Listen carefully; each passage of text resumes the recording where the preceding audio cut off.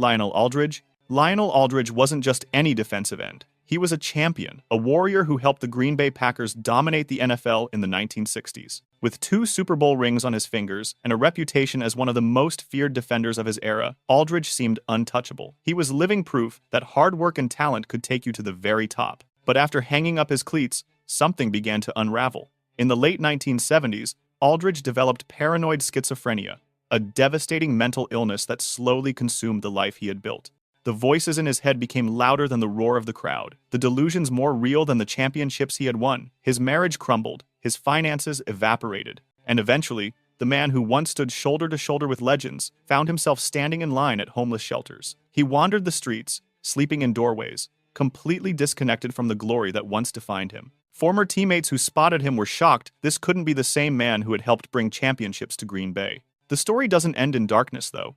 Aldridge eventually received treatment and medication that brought him back from the edge. He became a passionate advocate for the homeless and mentally ill, serving on boards and speaking publicly about his struggles. He turned his pain into purpose, using his platform to shine a light on the invisible suffering of others. But the years lost to homelessness, to mental illness, to the shadows those he could never get back. Aldridge's story became a wake-up call that even champions can fall, and that mental health doesn't care about your trophy case. Jackie Wallace.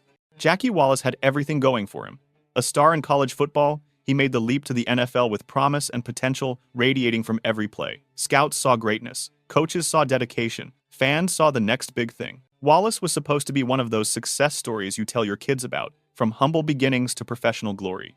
But the demons that haunted Wallace off the field were stronger than any opponent he faced on it. After retirement, alcohol and drugs became his new teammates, and they were merciless.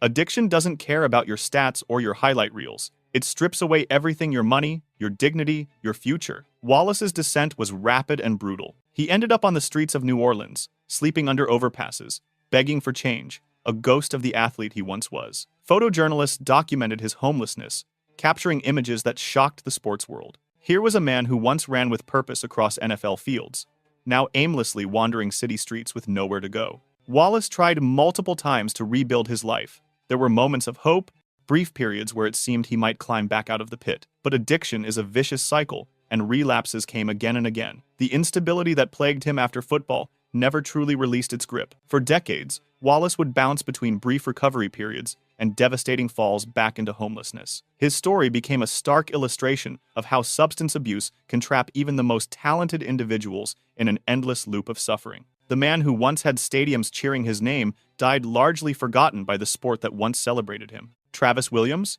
Travis Williams was electric. As a kick returner for the Green Bay Packers, he had a gift that made crowds leap to their feet. When he caught the ball and started running, something magical happened. Defenders looked like they were moving in slow motion as Williams blazed past them. He wasn't just fast, he was game-changing. During his playing career, he put up numbers that had commentators running out of superlatives. This was a player who seemed destined for immortality in the record books. But when the cheering stopped, Williams discovered that the skills that made him a star on Sunday didn't translate to Monday morning. He struggled to find his footing in the real world. The structure of football, the purpose it gave him, the identity, all of it vanished overnight. Alcoholism crept in like a thief, stealing what little stability he had left. Financial difficulties mounted as his drinking worsened. Before long, Williams wasn't just broke, he was homeless, sleeping in his car when he was lucky enough to still have one.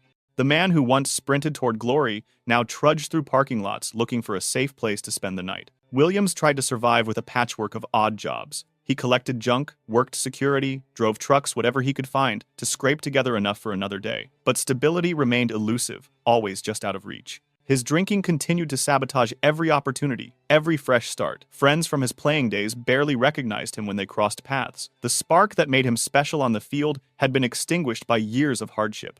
Williams died at just 45 years old, his body worn down by the brutal years after football. Some sources suggest his death was accelerated by the hard life he endured after leaving the NFL. A superstar who once had everything ended up with nothing but a tragic final chapter that serves as a warning about what happens when the game ends. But the struggle continues. Terry Tautolo made it to the NFL, achieving the dream that millions chase but few ever catch. For a time, he lived the life, the competition, the camaraderie, the validation of playing at the highest level.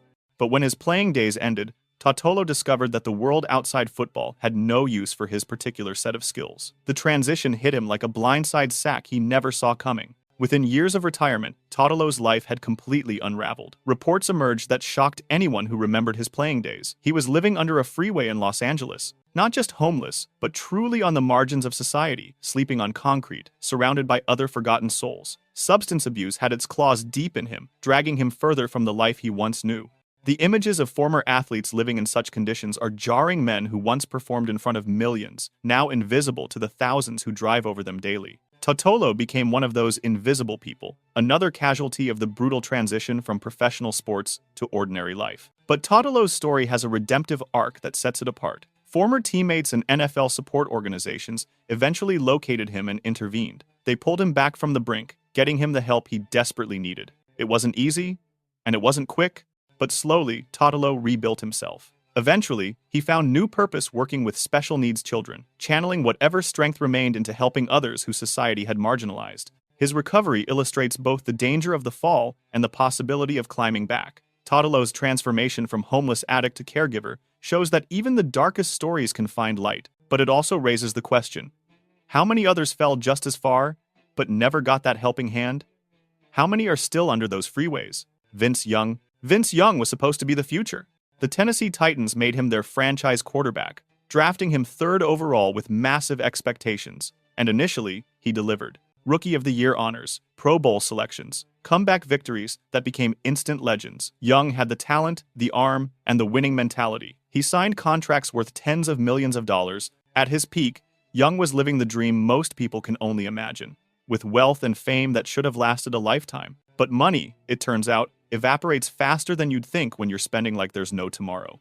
Young's financial situation became a cautionary tale of spectacularly bad decisions. He spent wildly on luxuries, supported a massive entourage, and made investments that crumbled. By his early 30s, just years removed from earning millions, Young was reportedly broke. The reports got more troubling. He was sleeping on his mother's couch, completely unable to support himself. The quarterback who once commanded the field couldn't command his own finances. Depression and legal troubles compounded his problems. There were concerning incidents, including a reported suicide scare that made national news. Young's fall was different from others on this list. He wasn't living on the streets in the traditional sense, but he went from multi-millionaire NFL star to functionally homeless, completely dependent on family for basic shelter. His story became Exhibit A in the conversation about how quickly professional athletes can burn through generational wealth. Young has since worked to rebuild his life and career in various football-adjacent roles, but the damage to his legacy was already done. He became the answer to the question parents ask their kids: see what happens when you don't manage your money? From franchise quarterback to living with mom, it's a fall that happened at lightning speed. Ahmad Rashad.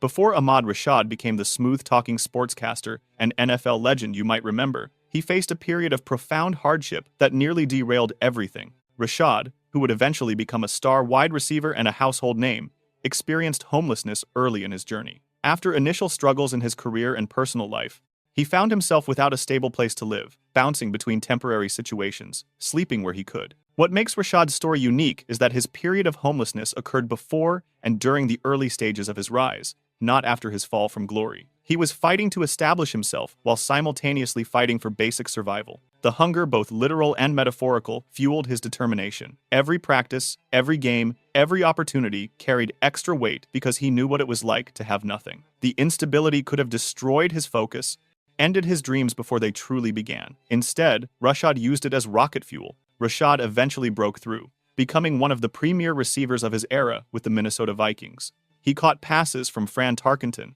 made multiple Pro Bowls, and became a star. After football, he transitioned seamlessly into broadcasting, becoming one of the most recognizable faces in sports media. His success story is remarkable precisely because of where it started, from homelessness to hosting duties, from sleeping rough to rubbing shoulders with celebrities and athletes as a journalist. Rashad rarely publicized this part of his journey, but it shaped everything that came after. His story reminds us that sometimes the fall comes before the rise, and that determination can overcome even the most desperate circumstances. Michael Oher's story became world famous thanks to The Blind Side, the book and blockbuster movie that turned his life into an inspirational narrative. But before the fame, before the NFL contracts, before Hollywood made him a household name, Oher experienced a childhood marked by poverty and homelessness that would have destroyed most people. Born into instability, with a mother struggling with addiction and a father in and out of prison, Oher spent years bouncing between foster homes, couches, and sometimes the streets. By his teenage years, O'Hare was essentially homeless, sleeping wherever he could find shelter. He attended multiple high schools, carrying his few possessions in a plastic bag, never knowing where he'd sleep that night. The fact that he stayed in school at all was remarkable. The fact that he excelled at football despite this chaos was extraordinary.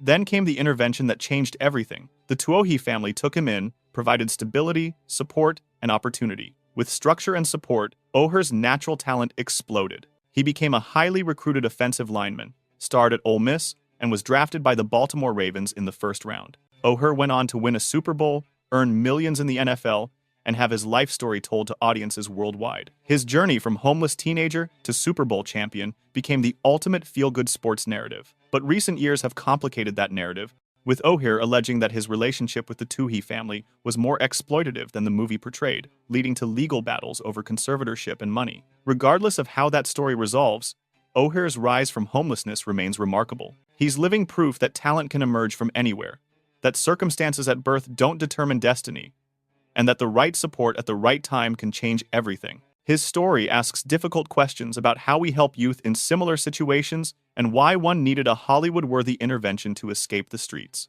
Ryan Leaf. Ryan Leaf's story is one of the most spectacular flameouts in NFL history. Drafted second overall in 1998, right behind Peyton Manning, Leaf was supposed to be a generational talent. The debate wasn't whether he'd be great, it was whether he'd be greater than Manning. The San Diego Chargers handed him a massive contract, expecting him to be their franchise savior. The pressure was immense, the expectations astronomical, and Leaf crumbled under the weight of it all. His NFL career was a disaster. Temper tantrums, terrible performances, conflicts with coaches and media. Leaf became the poster child for wasted potential. By 2001, he was out of the NFL entirely, his career dead at just 25 years old. But the fall didn't stop there. After football, Leaf spiraled into prescription drug addiction, which led to burglary charges, prison time, and complete financial ruin. The millions he earned evaporated. His reputation was destroyed. Reports indicated that during his lowest points, Leaf was essentially homeless, couch surfing, and completely adrift. The man who was supposed to rival Peyton Manning ended up in prison, broke, and forgotten. In recent years, Leaf has turned his life around dramatically. He's gotten clean, become an advocate for mental health and addiction recovery, and worked to rebuild his reputation. He's been remarkably candid about his failures, his addiction, and the mental health struggles that contributed to everything falling apart. His redemption arc has been genuine and inspiring. He's now helping others avoid the mistakes that destroyed his career and life. But the question lingers, what if the Chargers had drafted Peyton Manning? What if Leaf had gotten the help he needed earlier? His story is a reminder that talent alone isn't enough, that mental health matters, and that the brightest flames can burn out the fastest. From second overall pick to prison to redemption, Leaf lived through every extreme imaginable. Lawrence Taylor. Lawrence Taylor is arguably the greatest defensive player in NFL history, a 10-time Pro Bowler, 3-time Defensive Player of the Year, Super Bowl champion, and the 1,986 NFL MVP, an award almost never given to defensive players. LT changed how the game was played, terrorizing quarterbacks and revolutionizing the linebacker position. He was a first-ballot Hall of Famer whose impact on football is still felt today. But off the field, Taylor fought demons that nearly destroyed him. Even during his playing career, Taylor struggled with cocaine addiction. After retirement, those struggles intensified. His addiction spiraled out of control, consuming the fortune he had earned and nearly consuming his life. While Taylor never experienced traditional homelessness, sleeping on streets, he has been candid about periods where his addiction left him in crack houses, in dangerous situations, and completely disconnected from the life he had built. He lost millions to drugs, burned through relationships, and faced multiple arrests. There were times when the greatest defensive player in NFL history was living in circumstances that shocked anyone who knew his story. Taylor has been remarkably open about his struggles, writing about them in his autobiography and discussing them in interviews. He's worked toward sobriety multiple times, with varying degrees of success. His honesty has been both praised and criticized. Some see his candor as valuable advocacy. Others see it as an extension of the chaos that always surrounded him. What's undeniable is that Taylor's story illustrates how addiction can grip even the most successful, most celebrated individuals. Hall of Fame talent couldn't protect him from the disease that nearly killed him. His legacy remains complicated, the greatest ever at what he did, but also a cautionary tale about the cost of fame, the reality of addiction, and the thin line between glory and destruction. Eddie George. Eddie George was everything you wanted in a running back.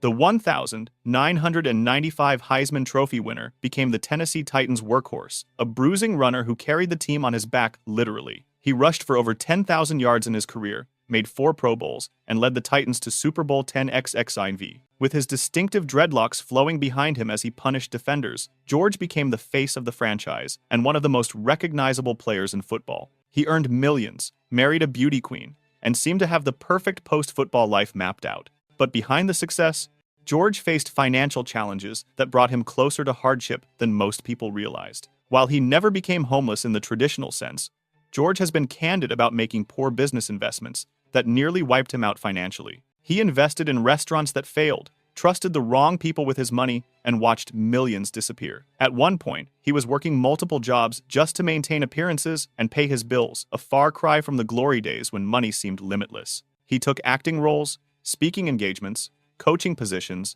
anything to keep his head above water. The pressure of maintaining the lifestyle while the bank account dwindled created stress that tested his marriage and his mental health. George eventually stabilized his finances through careful rebuilding and diversifying his career into broadcasting, business consulting, and education. He earned an MBA and has been vocal about financial literacy for athletes, using his near miss with financial ruin as a teaching moment. His willingness to admit he made mistakes, that even a Heisman winner and NFL star can nearly lose everything, has made him a valuable voice in athlete education. George's story is a reminder that the fall doesn't always mean hitting the streets. Sometimes, it's the slow erosion of everything you built, the quiet panic of watching your legacy crumble. He caught himself before the free fall, but barely. Bernard Williams? Bernard Williams was a mountain of a man, an offensive lineman who protected quarterbacks with ferocity during his time in the NFL. He played for multiple teams and carved out a respectable career as one of those unsung heroes who make the game possible.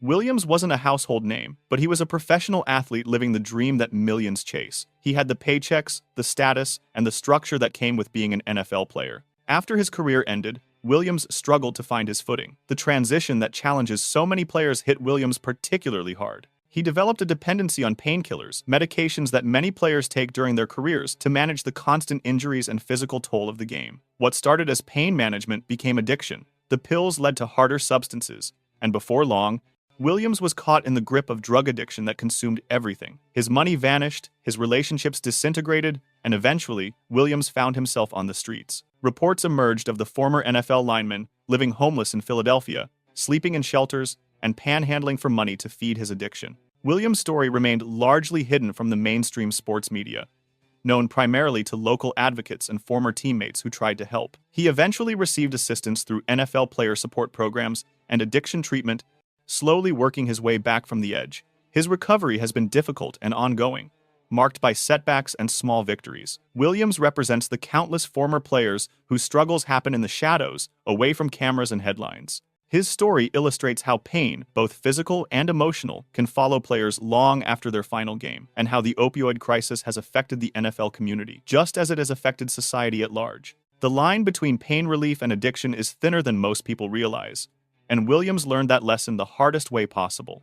Napoleon Kaufman? Napoleon Kaufman was explosive. As a running back for the Oakland Raiders in the 1,990 seconds, he combined speed and power in ways that made defensive coordinators lose sleep. He rushed for over 1,000 yards in a season, made highlight reels regularly, and earned a substantial contract that should have secured his financial future. Kaufman was one of the most exciting players in football, and when he walked away from the game at just 28 years old to pursue ministry work, people thought he was crazy to leave millions on the table.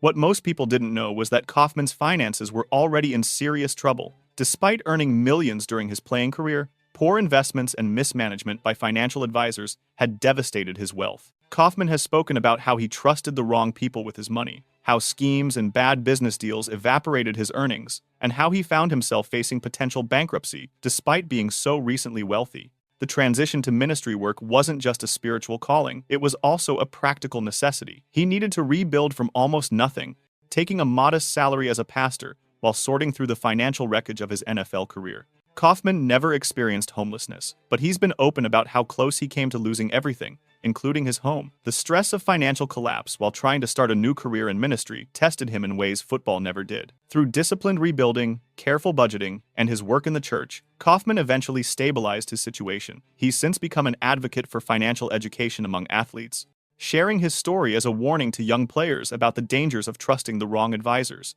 Kaufman's near collapse demonstrates that even players who walk away from the game early aren't immune to financial destruction. His story is one of redemption through faith and hard work, but also a cautionary tale about how quickly wealth can disappear when you're not paying attention. Which story shocked you the most? These 12 men had everything: fame, glory, championships, and wealth that should have lasted lifetimes. But whether through mental illness, addiction, financial mismanagement, or simply the brutal reality of life after football, they all fell from the heights to the depths. Their stories aren't just about football. They're about what happens when the cheering stops, when the structure disappears, when the identity you've built your entire life around vanishes overnight. If these stories moved you, hit that subscribe button and drop a comment below. Which player's story shocked you the most? And what do you think the NFL should do differently to support players after their careers end? Let's talk about it. Thanks for watching, and I'll see you in the next one.